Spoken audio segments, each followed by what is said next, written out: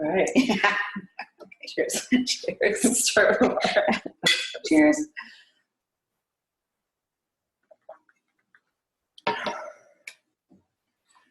Welcome.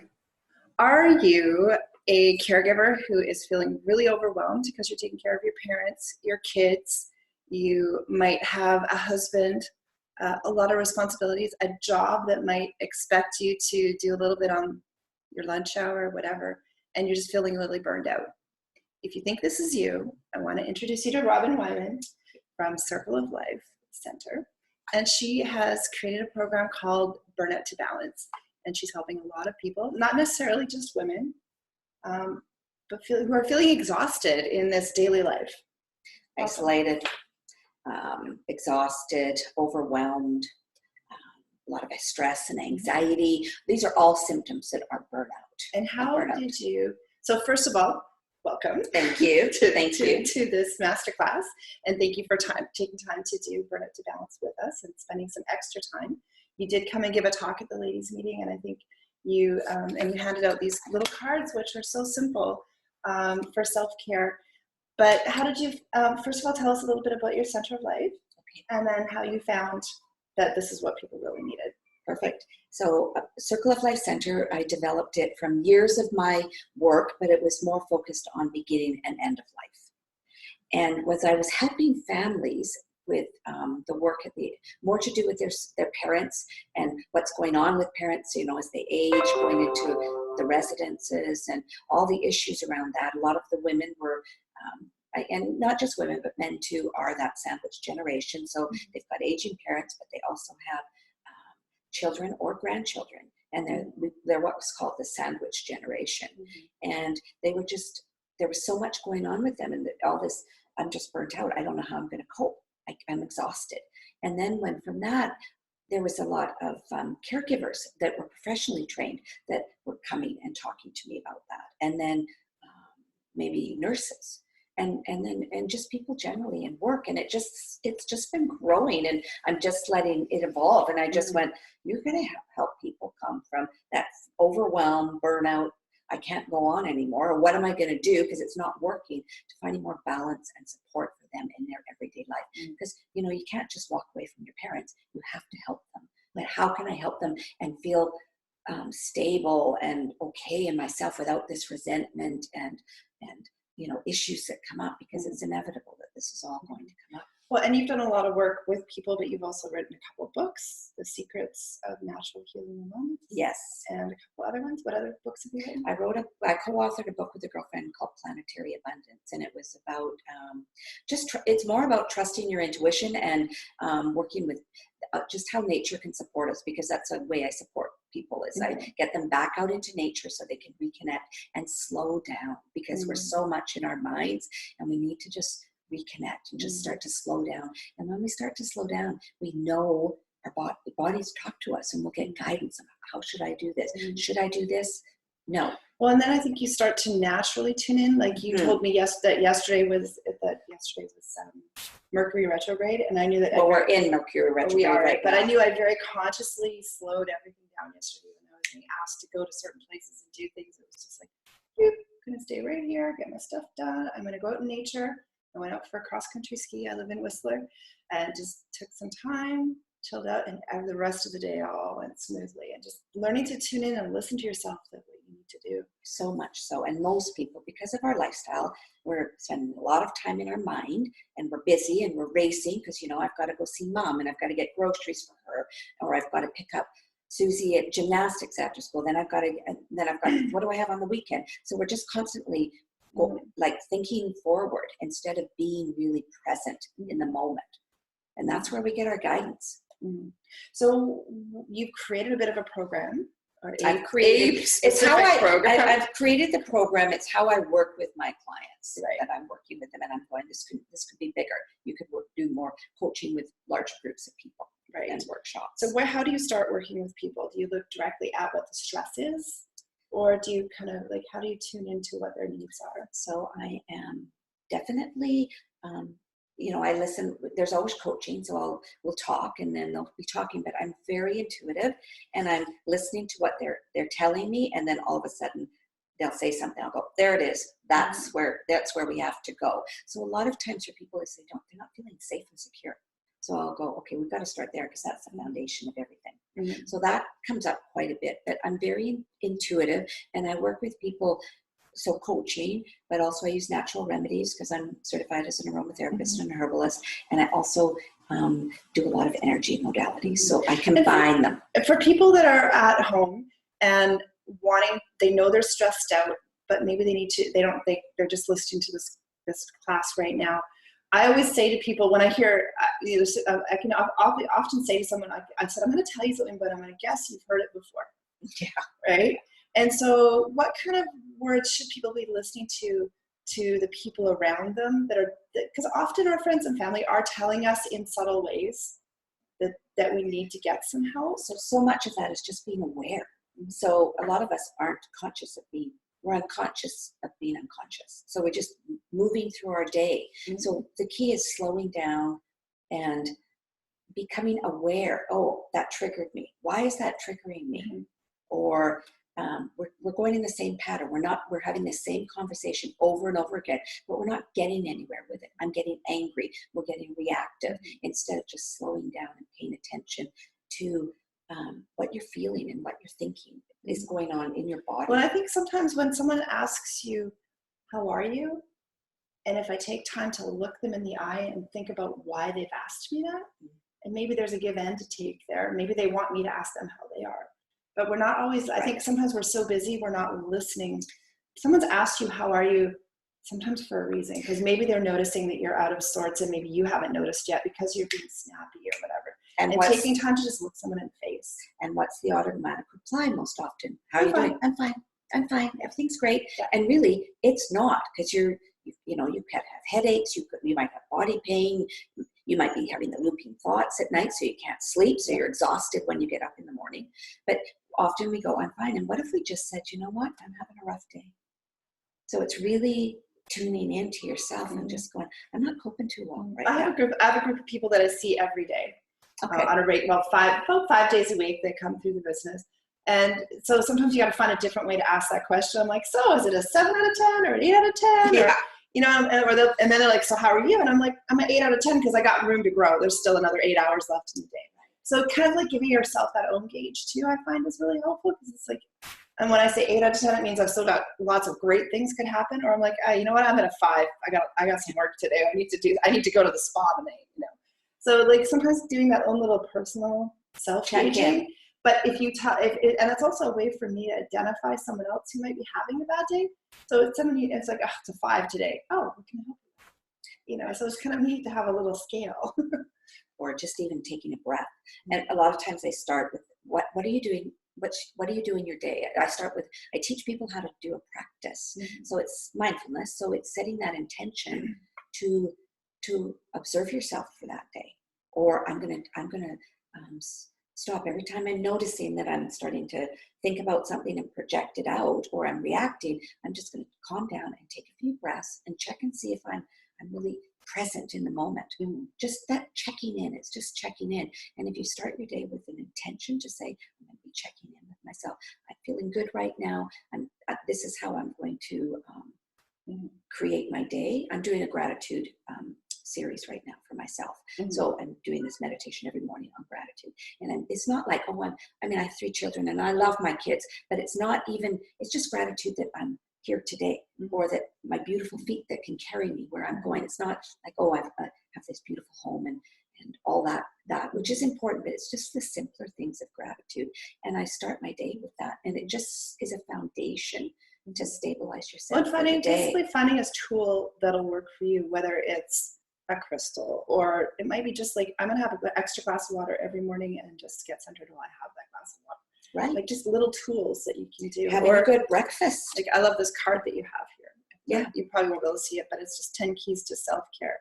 And maybe it's picking a card up like this every day, or a set of, I see you have some cards around I do have your cards. house, but maybe it's going to the bookstore, buying a set of cards and just deciding to do 30 days worth of cards of little notes. If you live I've got a balcony, I don't have a backyard, I live in a condo, but just even going outside and like I open my door every day for at least 10 or 15 minutes. Doesn't matter if it's raining, cold, whatever, it gets open. So that fresh air is coming in, and sometimes I'll just go stand outside on the deck.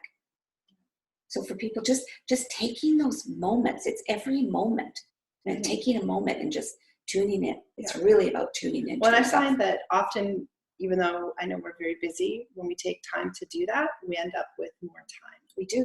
I call it time travel, and people just kind of look at me funny. I'm like, just do this. You're going to learn to time travel when you take some time to do these little things, and you'll get there faster. You'll get where you want to go faster. I teach a mantra. I have time. Because you do. Yeah, that's awesome. Yeah, you do. What's happening to the body when we're going through all of this stress as well? So the body, it affects our autonomic nervous system. So our autonomic nervous system has two branches to it. One is our stress, and when we get stressed, we either go into two modes. One is we go into fight, flight, or freeze. So you're going to fight, and we see that with people that get very reactive. We throw our energy, we get angry, or maybe you even see it in road rage. Sometimes people actually physically fight. You're going to run away. So I'm running, but your issue's going with you, so you're not escaping it. And the third is freeze. So that's just completely shutting down, hiding, isolating, leading to depression. And then the other side is our rest and relaxation. And the issue is and so that just tells the body, oh, she's resting, he's resting, I'm going to come back into balance. Because the body will always bring us back into balance if we allow it. But in our modern time, it's so frenetic. We're in this constant state of stress, and it just affects our adrenal glands, and we've got adrenal burnout, and we're just finding ourselves overwhelmed. So if you're not coming, and constant stress leads to immune disorders, overeating, like health issues. Yeah, well, even just because you need that extra cup of coffee and that extra thing to keep you going. Right, which leads to adrenal burnout.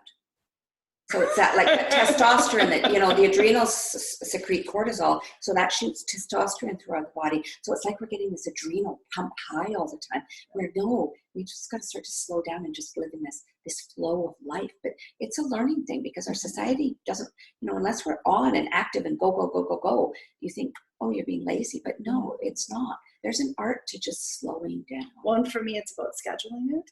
Yes. As well. So as much as it is business to come down for the ladies meeting from Whistler, it's also scheduled time for me to take time out of the bubble, because Whistler is a pretty intense resort bubble. Everyone lives fast and hard quite often. Like they're skiing every day. There is a certain stress to doing that.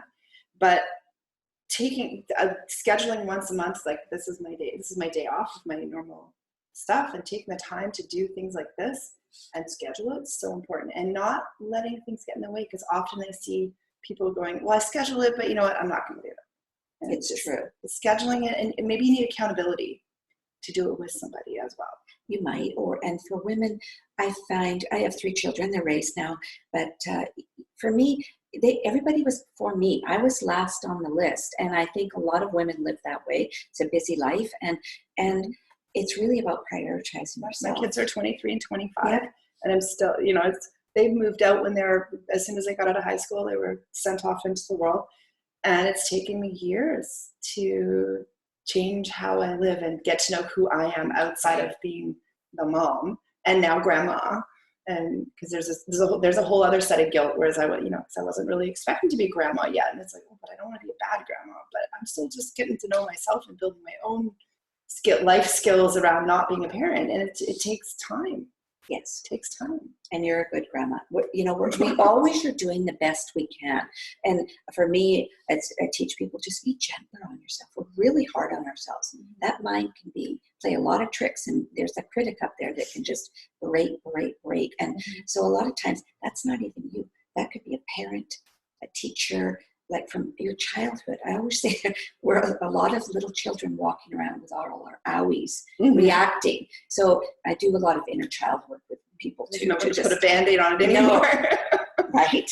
But and going back to the foundation of well-being, which you do in week 3 of your program, goes back to that I've given a talk on that foundation of safety. Yes. And we don't want to talk about it, but money, for example, is a foundation of safety in this day and age.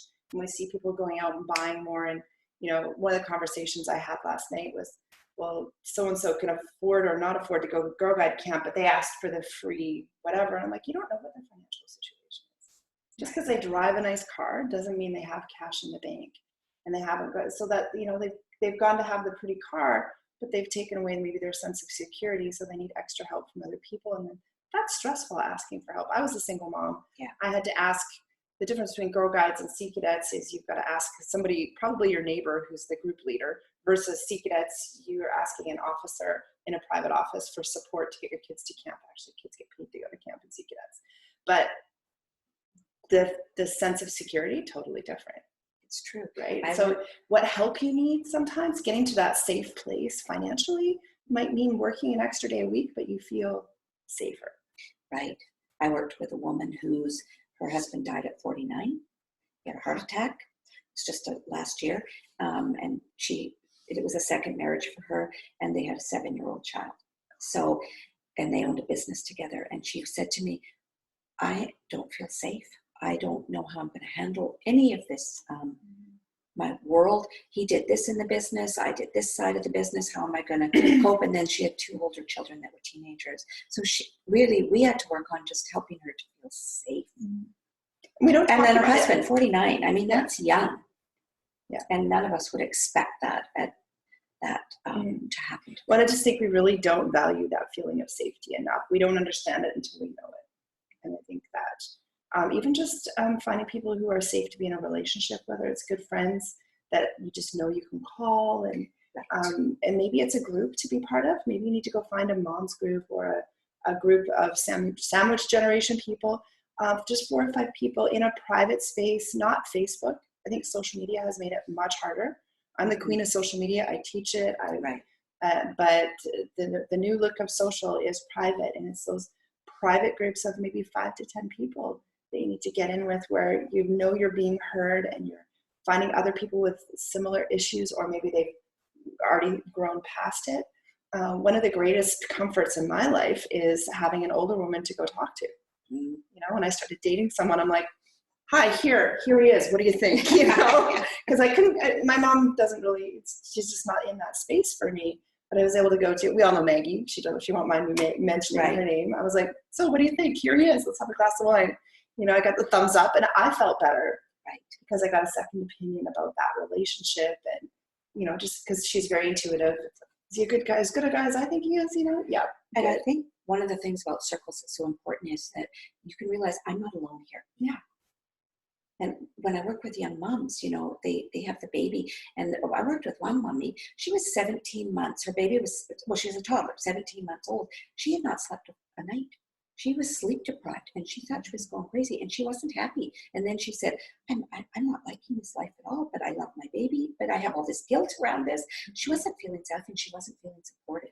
Right? So circles can be amazing for, whatever you're going through, to just be with somebody and go, oh, you're feeling that way too. Let's talk about it. And the more we share, the more ideas come up, and then possibilities happen. Well, in our last talk, because this is actually a re-recording as well. Yes, it is. We talked about this. I used the analogy of the toolbox, that in the old days, a mom would have a toolbox of how we dealt with when mom lost a baby, when auntie lost a baby, when mom's mom died, when auntie's father-in-law died. There was a set of rules that all went into this toolbox. Whether it was arnica, might have been an actual physical thing. Like, when I'm like, so are you using arnica for that bruise? Because I see a lot of bruised people where I work. They generally hit themselves in the face with a snowboard or a ski, right? It's like, have you gone and got some arnica? No, what are you talking about? Because there's no toolbox for caring for each other anymore. And then passing that toolbox on and already knowing how to use it. And then, that circle of learning isn't in the same space it used to be, because we don't live together. We don't live in the same community like we used to. My mom was from a family of 9, and there were 4 sisters, and some of the brothers' wives would come in. They were always canning or creating food together. There was just this all I just always remember that my aunties around us, and somebody would suggest, oh, use this. And my mom loved plants, and that's where I got my love of the garden and the plants and learning about that. And she was a great wealth of information for me. And when I was 36, 7 people had died in 7 years. And my mom, my grandmas, my auntie, and my sister, those were my core women in my life. And I was quite lost, and I felt very alone and isolated for a long time. And it was through looking at natural ways and prevention to how I was going to heal, because I knew the traditional medical model was not for me. So it's how I worked through my life again. And I find when I used to have a wellness center in Langley, and I had herbal gardens and lavender fields, and the young women, and I made a line of natural bath and body, and I taught workshops on this. And young women would come, and I think that was a generation when moms, they got the microwave and they started microwaving food, and they didn't learn how to traditionally cook or make products, and they loved coming out, and I would teach them. So that generation kind of got skipped. Right. And that's why I started one of my groups, and that's what it was named after, was after that group of women that used to can together. I was brought up in a commune, most people know, where I lived with 140 people, and there was canning and weeding together in the gardens, the organic gardens. It was all the stuff that was done. And the women would go to the ladies' meetings, and it wasn't about church. It wasn't about, I'm not a religious person, but I really got to see the value in those women talking to each other, because there was abortions, there was, lost babies, there was men they needed to talk about that were doing the wrong things, and having that circle of other people to sit and talk to. And that creates safety and a foundation. Yeah. So we hope that you find something like that as part of chilling out. I love Circle. I think Circle's very, very powerful, because I might have been making products and teaching people how to make natural products. Or let's use this oil, or this herb is really good for your system if you're stressed, chamomile, for instance. But the other thing, so much more comes out of a circle. And if you don't know where to find one, and maybe you're in a small town, you can start if you can go to meetup.com and just start a meetup on maybe making your own bath and body oils or something, and create your own little circle, which I think is a really easy thing to do. I started the coffee house. It was just 5 or 6 women. We'd get together for coffee. It's a very sweet Swedish tradition. I always say, fika, right? If you're feeling this way, others are feeling it too. And I think we know now that we naturally attract the people that we need to, if we're open to it too. So, and the Swedish culture has fika, which is where people sit down and have coffee and talk. It's built into contract. It's built into your job contract. So somewhere in North America, we really missed the beat. We really like this individualized living. Like, I'm going to be independent. I've got to get out of my house early. Like the traditional Western culture, I would say, is like that European culture. And does it serve us? I don't think so. People are feeling overwhelmed and isolated. And that's primarily who will come to me. Mm-hmm. And I'm noticing here you do root chakra work. You got to work through. So part of it, what I said was, I do energetic work with people. And because I feel, I call it energetic hygiene. So we know we need to shower and bathe and wash our hair and brush our teeth. That's hygiene. But do we understand we have an energy body? And do we know that we have chakras? Do we know how to even clear our chakras? Do we know about grounding and about energetic boundaries? You know when you walk in a home and somebody's been arguing, and you walk into the place and you just go, ooh, it doesn't feel good. We call it a vibe. Yeah. And so for people, because not everybody, I used to be uncomfortable with just talking about chakras. I didn't understand it. I wasn't brought up in that kind of, I was brought up with hands-on healing, ironically, which we now call Reiki. That's energy. Yeah. And it was like, but we didn't tell anybody, because my dad, since his 20s, did hands-on healing, basically Reiki, but we didn't tell anybody because he'd be like a freak, right? Nobody talked about it. It's woo-woo, but it not. Was, woo-woo. It was woo-woo. But on the other hand, we didn't talk about chakras or anything like that. And now it's kind of gone to the flip side of everyone does Reiki, and we all talk about chakras. But really, I mean, for those people who aren't into that dialogue and that, that set of words, we all know when someone's got a vibe. Yeah. Right. And that vibe, for some people, that's described as the chakras and what comes out of there and how they're working and flowing. Well, all the chakras relate to all our hormone, all our glands, which is our hormones, which we secrete into our body, and it affects us. So we have to I think it's not woo. It's part of who we are, and how to. So you want to use the word vibe? Sure. How do you keep your vibe high? Mm-hmm. So it could be, and if you want to do it naturally, look at natural products in your home for cleaning products. I use essential oils, and I always diffuse. So orange is amazing essential oils if you're feeling in the winter a little funky, or you're a little off. I put it into my fizzy water. The what do you call it? The soda water streamer? Yeah, soda streamer. I put it, Chirito gave it. So just, diffuse that in your home. It's so, I mean, it's easy. I like crystals, and crystals, crystals are in all computers now. They magnify energy. So you can do some amazing things with crystals. Eating clean food, drinking teas that help calm your nervous system, using herbs that are adaptogens. So they're going to stabilize the body. One of my favorite things that I've had since I was a kid is sleepy time tea. Yeah. I mean, but it's, and it's not just about the sleepy time and what's in it. It's that ritual too. It's the ritual of having a cup of tea before bed. And I have to have 2 bags in there, and just like knocks me out. But it's just the ritual of having a cup of tea before bed and taking time to sit with the kettle. I have a rebounder in my kitchen. Sometimes I'll bounce a little bit while the kettle's boiling. That's strange, but it is an amazing thing. It's also things like what kind of music soothes you. Music soothes the savage beast, right? We've all heard that. So what soothes you? And also things like, I teach people how to have a nighttime ritual. Like, you kind of go, what? But it's true. People, they watch the TV, they might be watching a violent show or something really dramatic, and then they go into bed and you're so hyped up. You've got to bring yourself and quiet your body, quiet your mind. It is hard to do. I actually just did, I'm going to find this kind of weird. I did an hour and a half meditation, but I had to get up in the middle and make coffee. And I'm like, I know, this is so wrong. Excuse me. But the fact that I got not through, wrong, it's whatever. But it was but even just making the coffee was a meditation in itself. Because there is a ritual to my little coffee machine. It's very cool. Yeah. But that's what I needed to do to sit for an hour and a half straight. I had candles in front of me. I had candles on the other side of the room. I was just taking in the house. But it took a lot of work to sit there. You were having an intermission. I needed an intermission in my hour and a half meditation. But a lot of people have never sat for 15 minutes. I know, because it's uncomfortable. I remember years ago when I started yoga, so I was the early 30s, and it was sun salutations, and they were just going through them. I'm going to do this yoga. And I remember going, after 3, this is the stupidest thing ever. When is this going to end? I don't like what I'm doing. When is this going to end? I got to get out of here. What is she has a nice bum over there, right? I was just like, I have a bum like that. Right? And it was just like, it took me a while to just sort of calm myself down. And it took time, because after the first one, I went, well, that's stupid. I'm not going back to that. Yeah. And now it's part of my practice. Right. Well, I know I just did yoga on Thursday, right, whatever day. And I used to be like, get my mat out of there, whatever. Now I'm like, can I just sit here for another hour and see this? Because I've really gotten into the breathing and I'm not ready to leave the space, right?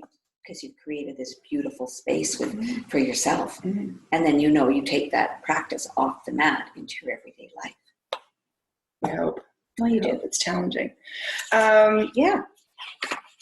It's boundaries. Can we talk about boundaries? We can. Actually, I know. So it's really good. Actually, this was a really good one that I used yesterday. I said no to leaving the house. And even though I had several people inviting me out onto the island to do some really fun stuff with people that I absolutely adore, right, would have been a party. But learning to say no, I need to get my personal stuff done. I need to get my personal work done. I need to leave my space, because I'm coming from Whistler down to here for 3 or 4 days. Right. I want to come home to something nice and clean and organized. It sounds like finishing the dishes doesn't sound like a big deal, but coming back to a clean kitchen and the bed made, and that, and it takes time after working all week and then leaving on a Saturday night, instead of taking all of Sunday to just leave my space, be ready for my event on Tuesday, and feel good about it. And I was able to show up last night for dinner completely present and have an amazing time. Even though it didn't go away, we set up dinner in North Vancouver. It was great. I always say it's an honoring. You're honoring yourself. Mm-hmm. Years ago, I used to do say yes to everything. Okay, yeah, I'll do that. I had 3 kids. It was busy. It was a busy life.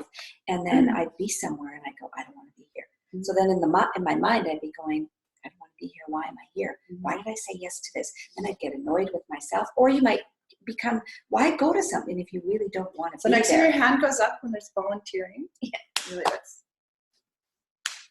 And sometimes it's okay to say, you know what? I'm not sure. Let me get back to you. Yeah. Instead of that automatic, yes. Yeah. Yes. And now what I have, just because I have annual events that I do. And so when people ask me, because I'm kind of a public person, people are like, oh, could you come volunteer for you? I have 2 events. I do Avalanche Canada and I volunteer for Sacramania, the golf tournament for autism. Okay. Because I have a lot of fun, but I'm building deep friendships as well. So it's win-win. So when I go to volunteer at this event, I already feel safe. Right. I already know what to do. I'm going in, having a great time. I'm helping the most amount of people that I can, because we've built buildings. We've raised millions of dollars for autism. So instead of helping 1 or 2 moms or 2, 3 families, I'm getting to help hundreds of people who know what it's like to, because I remember what it felt like to have a kid that was different. And you didn't know how to help, and you didn't know what to do, and you had to go spend extra time helping handwriting before school and all this stuff, but there was no one to help. I know what that's like. And so getting to help at the top level with making millions of dollars, with thank you to all these bankers that come out and golf. And it's also find things to volunteer and say yes to that you're aligned with, that they're in alignment with what you do, but also you feel safe. And there's lots of ways to find things to help and say yes to, that you are in alignment with what you do and you're helping people, but you're also not burning out because you're doing all these things. You're getting energy from them. When you're doing all that scattered, yes, I'll do this, that all comes back. So everything's layered and it's deeper. So that comes up to about self-worth. And if I don't say yes, they won't like me. Because we all want to be liked. Yep. I was that mom. It's okay, because really, all our jobs to do is to like ourselves and love ourselves. We can't control what someone else feels about us. But we make up stories about, if I don't help here, then I'll be judged here. And that, again, goes all the way back to when we were little kids and what we were told and what we took on and what we thought about ourselves. What's wrong with me? Why didn't I get included? What's wrong with me? We internalize so much when we're little that grows up, and then we're, again, repeating our patterns. We're repeating patterns that don't serve us anymore. And if you are feeling alone, so one of the greatest stories ever heard about this lady she went and joined a new church. I come from a church town, even though I'm not religious, so a lot of my stories are church. She started at a new church, and after a couple months, someone said, well, she was very unhappy, and she was complaining that nobody was including her. Someone said, so did you go help anyone else out? Yeah. So something I taught my kids was, when you feel crappy, go volunteer and do something. But again, you need to do it as something that you're in alignment with. Exactly. But if you're feeling lonely, instead of internalizing, go help someone else out. Go volunteer at a care home, but find something that's in alignment with what you do and who you are too. Because then you're going to collect like-minded people, and you're going to go back to that circle. So a lot of this actually comes back to the circle. Yeah. Of finding a support group. Finding people that understand who you are and why you do what you do is huge. It's huge. So, in your work and your volunteer life and your kids, you can create those circles that are healing. And the more you quiet and know that's when you know, what do I want? What turns me on? What am I passionate about life? But if you have to quiet to know those things, because you won't know if you're in this mind racing all over. So important. So important. Say no. It's okay. Mindfulness. Well, I spoke a bit about starting with your intention about mindfulness. Like, how am I going to? I'm going to be kind throughout the day. Throughout my day, that's going to be my practice. What we realize now, and I mean, I think people know this, is that our thoughts evoke a feeling, and that creates our reality. So if you're feeling tired, and you're just going, oh, I'm feeling really tired today, the feeling will be tired. You're going to be lethargic. We are our words. Yes. And then that creates the reality. So if you don't like that, rewind it and start to, here's again, that awareness around yourself. What am I thinking? Are my thoughts positive about myself, or am I talking negatively? right? Mm-hmm. I don't think I can do that. Maybe that'll happen next week. Mm-hmm. I want this. It's not like I'm happy. I start every morning. I'm grateful. Mm-hmm. I am happy. What does it feel like to feel grateful? What is that feeling like? Mm-hmm. What does it feel like to be happy or to be confident? Mm-hmm. Well, and I was talking to some other coaches it was a Facebook group from a coaching course I was taking. And she had a problem with this client who was depressed, and she's like, I can't get him to do anything. And I said, well, can you get him to do something that makes him feel good for 17 seconds? Right. Feel good for 17 seconds. It could even be 15 seconds. And she's like, oh, that might be doable. Right? Because some people are in such a deep state that they don't know how to get out. They don't know how to get out of the hole. But 17 seconds, it feels doable. And it might just be fake smile for 17 seconds. It might be read a cartoon. It might be look at a childhood picture. It could be anything that it's, as Anthony Robbins says, the fastest thing you can do is change your state. Yes. To get somewhere else, to get to where you want to go, change your state. And Abraham Hicks talks about it's all 17 seconds. Change your state for 17 seconds. Then build on that then go 34 seconds, go to whatever. Just build on changing your state. That's why I think food's so important, drinking water, because when people get so funky, get so depressed, they don't know how to get out. And essential oils are so beautiful. But they know how to change their state instantly by having a drink. True. Right? Well, and that's how we can change our state instantly, but how can we do it in a healthy way? So think about the point is you can very quickly change your state. You just need a different tool than alcohol. That's why I love essential oils, because you can diffuse them. I was talking about the autonomic nervous system.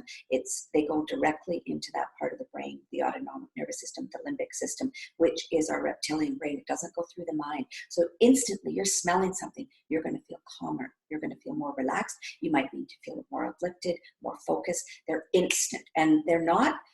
I don't think they're just starting to understand the power of them. They're so amazing. So I believe in layering. So for me, it's what natural remedies work. What diet are you on?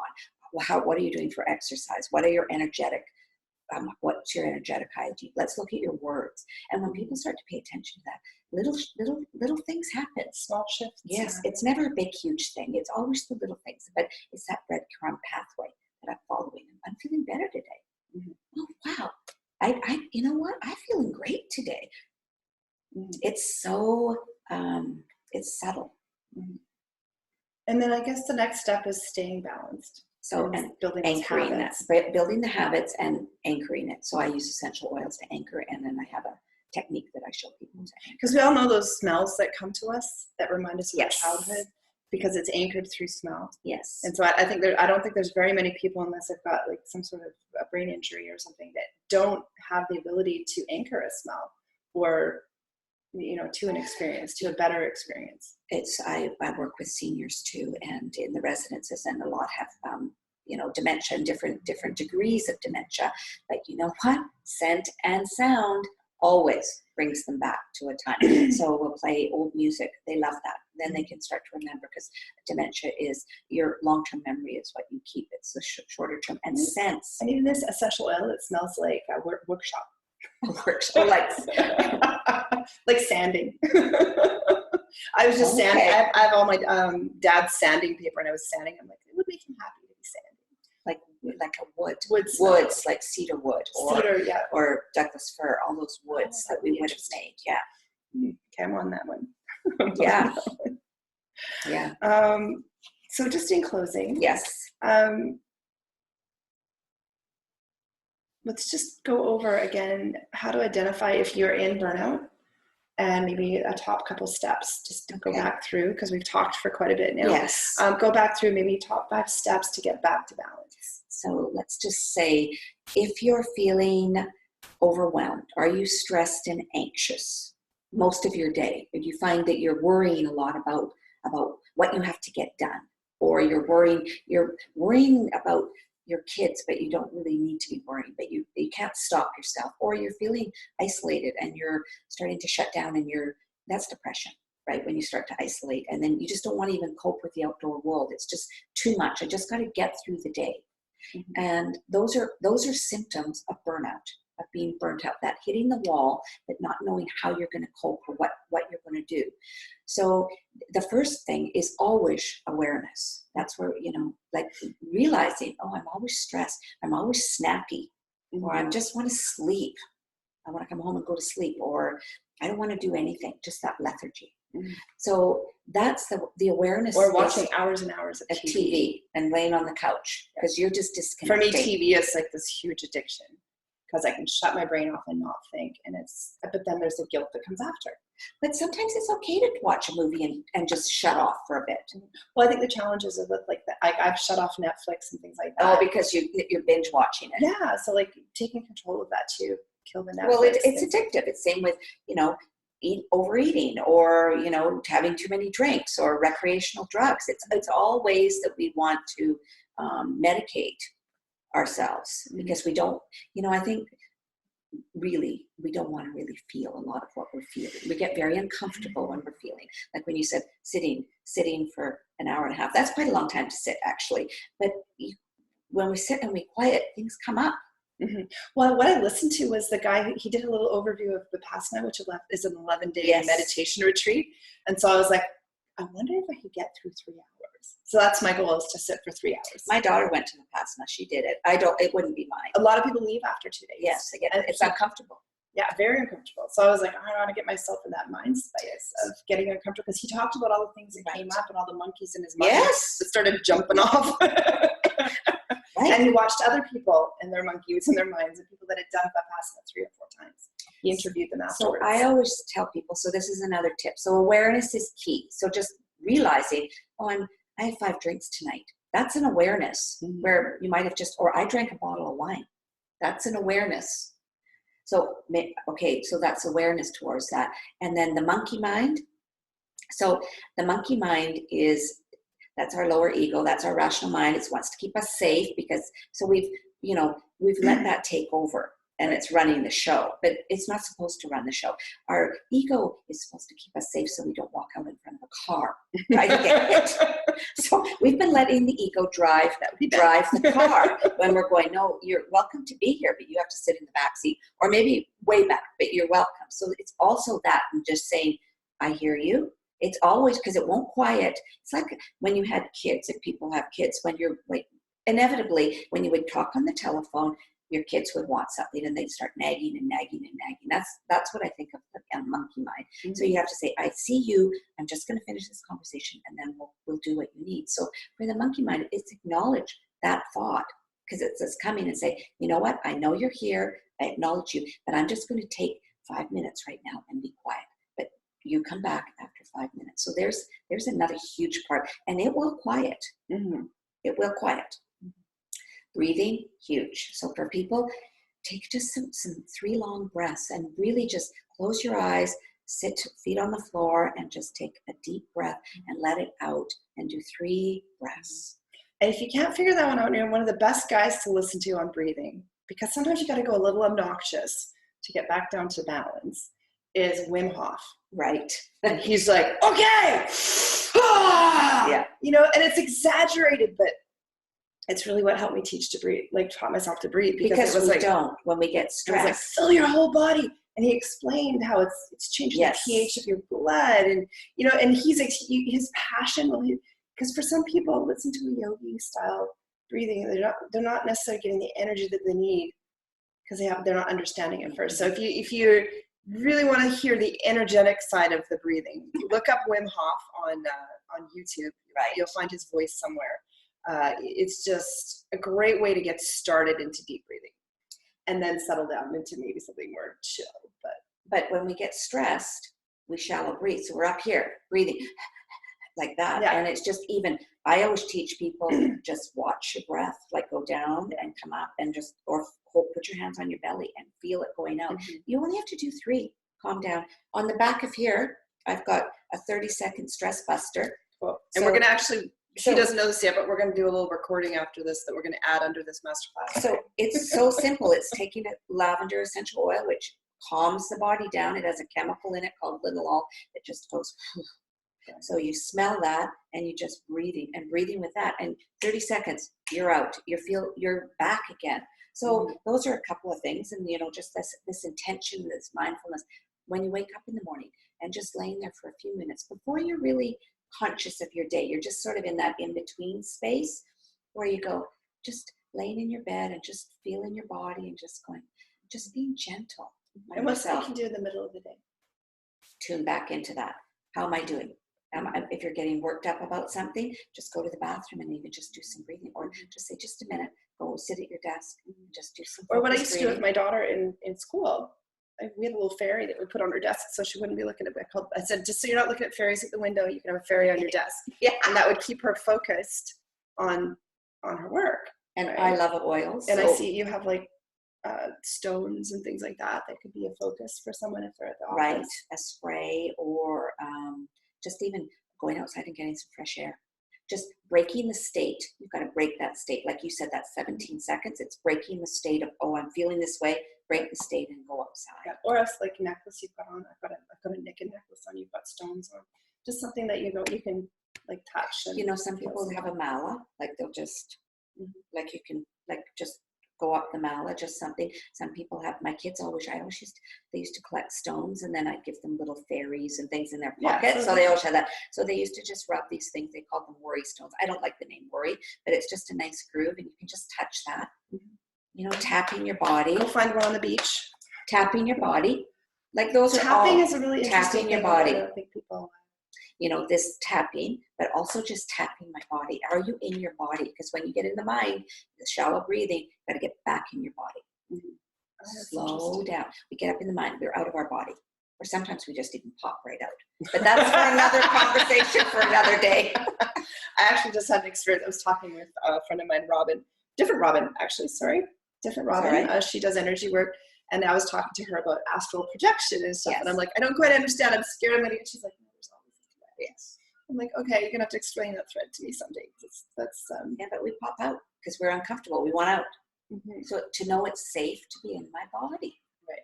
Safety's key. Right. And what is a really good sign that we know we've come back into balance? When you're just breathing, you'll normally sigh or yawn. Something will shift that energetic pattern, and then you're there. You're back again. Interesting, because it's always that, or you'll do a shake. I often sigh or yawn, and it upsets other people. But it's actually when I'm in a good space, I'm like, isn't that funny? Because I'm like, what are you talking about? What's wrong? Right? Nothing. You're just, it's just a breath and bringing you back. That's what it's doing. I massaged for many years, and a massage therapist taught me this, that at the end of a client, because you would have 6 or 7 clients a day, it was a really busy and fast. And she taught me how to protect my energy, how to ground, and then how to clear someone when you're finished with them. So one thing is that people, when you're in a meeting or you're with someone, just even walk. I used to wash my arms up to here after a massage, and I would just take my hands like this, so like that, and just let the water run through. I did more than that, but just envisioning that person leaving your space. Mm-hmm. Well, and I watched a lot of people, as I said, growing up, do energy healing, and I think that when that is not taught, yes. And this is part of the Chinese way. I think it teaches you a lot of those things. And when someone comes into doing Reiki and things like that and doesn't get the whole picture, right, you see them age, and you see them collect other people's energy, and it ages you. Just look at a lot of people like our teachers and our health professionals. The nurses get completely burnt down and get sick, or they become very like iron. Just sort of like a robot. It seems to be one or the other, because they're not taught how to clear. Here, and here. Because if I go to give them a massage here, they're just like, this pain. They don't know how to release. We're not taught that in our culture. Yeah. How to release people from our space. And that's energetically as physically, because when you leave, you're gone, but energetically, your energy's still here, but you take your energy with you. Interesting. It's fascinating. I find it fascinating, the mind and energy fascinating. Well, thank you for sharing this with us. So if people want to work with you, where can they find you online? They can go to Circle of Life, www.circleoflifecenter.ca, and center is CENTRE. And call me up. I do a 30-minute complimentary session, and I can help you, and I can help you quickly. That's what people say to me, how fast I work with people. You don't have to carry on for months and months. It's not how I work with people. Come for 3 or 4 and sessions. if you're in done. this is being recorded to store in the entrepreneurcollective.com. So if you're in that network, you could very easily she is a member, and you can just go into search and search for Robyn, and you'll be able to find her and connect with her there. It's super easy. Perfect. Awesome. Thank you. Thank you very much. Thank you. Thank you for having me today. Enjoyed it.